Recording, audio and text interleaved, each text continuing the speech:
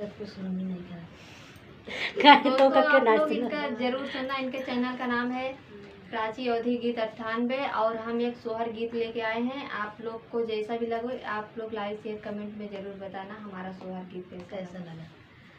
बरहिनी दिन कई बरहिया बरहिया नहीं बीतई हो। बरहिनी दिन कई बरहिया बरहिया नहीं बीतई हो। सखिया खिड़की से राहे पिया झांकत देखता महिया लागई हो। सखिया खिड़की से राहे पिया झांकत देखता महिया लागई हो।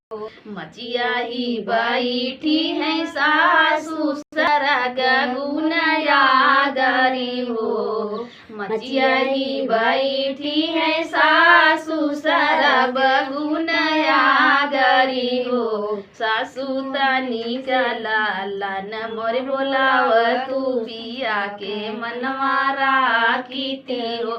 सासु तनी लालन मोरे बोलाव तू पिया के मनरा कीती हो। मची अंगने ही बैठी जेठानिया सरब गुनया गरी हो। अंगने में बैठी जेठानिया सरब गुनया गरी हो।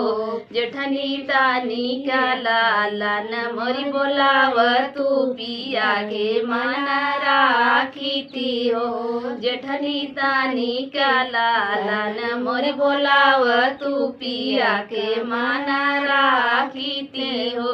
बरहिनी दिन कई बरहिया बरहिया नाही बीतई हो। बरहीन दिन कई बरहिया बरहिया नाही बीतई हो। सखिया खिड़की से राहे पिया झांकत देखता महिया लागई हो। सखिया खिड़की से राहे पिया झांकत देखता महिया लागई हो। दुअरे पे खेलत नाना दिया सारा बगुनया गरी हो। दुअरे पे खेलत नाना दिया सारा बगुनया धरी हो।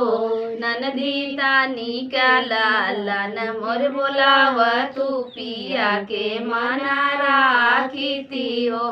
ननदी तानी का लालन मोर बोलाव तू भैया के तोरे मनवा राखीती हो।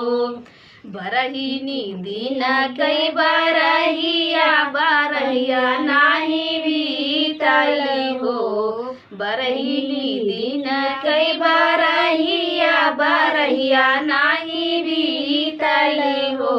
सखिया खिड़की से राहे पिया झांकत देखता महिया लागई हो।